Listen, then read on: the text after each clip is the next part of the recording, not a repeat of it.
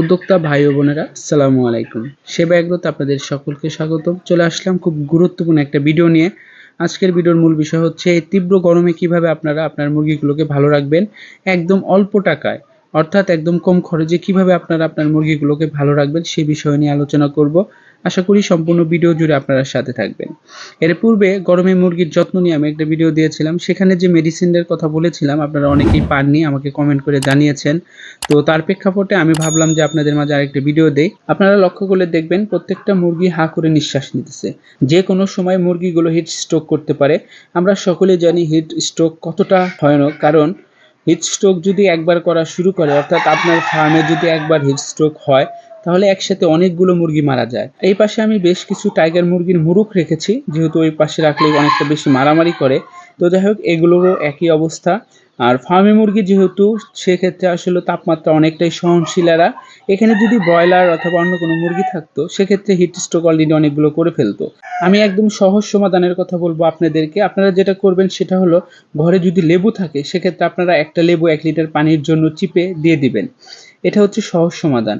এবং এতে যদি কাজ না করে তাহলে দ্বিতীয় স্টেপটা হচ্ছে, ফ্রিজের ঠান্ডা পানি আপনারা দিতে পারেন। একদম ঠান্ডা পানি বলতেছি সেটা না, নর্মালি যে ঠান্ডা পানিগুলো রয়েছে ফ্রিজের, সেই পানিটা আপনারা দিতে পারেন। দেখবেন খুব দ্রুত মুরগির গায়ে থেকে তাপমাত্রা নেমে যাবে। এতে করে দেখা যাবে যে হিট স্ট্রোক করার সম্ভাবনা একদমই কমে যাবে। খামার জিনিসটা ছায়াযুক্ত স্থানেই ভালো, কিন্তু শীতকালে একটা সমস্যা দেখা যায়। শীতকালে যদি রোদটা না পায় সেক্ষেত্রে কিন্তু আসলে সমস্যা। যার ফলে মাঝামাঝি স্থানে আপনারা একটা খামার নির্মাণ করার চেষ্টা করবেন। একদমই যেন ছায়াযুক্ত স্থান না হয়, আবার যেন একদমই রোদ পড়ে এমন স্থানটা যেন না হয়। তাই খামার নির্মাণ নিয়ে আমার চ্যানেলে ভিডিও দেওয়া আছে, আপনারা চাইলে সেই ভিডিও দেখে আসতে পারেন। তো আরেকটা ফর্মুলা আপনারা ব্যবহার করতে পারেন, আর সেটা হলো খাবার যে স্যালাইন পাওয়া যায়। আমার মনে হয় না এমন কোনো জায়গা নেই যে যেখানে স্যালাইনটা পাওয়া যায় না। খাবার যে ওর স্যালাইনটা রয়েছে আপনার স্ক্রিনে দেখতেছেন, সেই স্যালাইনটা আপনারা ব্যবহার করতে পারেন আপনার এই মুরগির জন্য। তো এটা ব্যবহার করার নিয়ম হচ্ছে, 5 লিটার পানির জন্য আপনারা একটা প্যাকেট ব্যবহার করবেন। এবার আপনার মুরগি কতটুকু পানি খায় বা কতটুকু পানি খাচ্ছে সেই বিষয়ের উপর লক্ষ্য করে আপনারা খাবার স্যালাইনটা দিয়ে দিবেন। আমার হাতে আপনারা দেখতেছেন একটা স্প্রে মেশিন, আর এটার দাম বেশি না, 25 থেকে 30 টাকার মতো নিয়ে থাকে।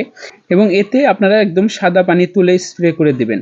মুরগি যদি আপনারা অর্ধেক ভিজিয়েও ফেলেন তাতে কোনো সমস্যা নেই, কিন্তু অতিরিক্ত ভিজানো যাবে না। এতে করে দেখা যাবে যে হিতের বিপরীত হবে, আলাদাভাবে একটা ঠান্ডা লেগে যাওয়ার সম্ভাবনা থেকে যায়। একদম অল্প টাকা খরচ করে আপনারা যখন এভাবে স্প্রে করে দিবেন, তখন মুরগিগুলোর গায়ে থেকে সহজে তাপমাত্রা নেমে আসবে।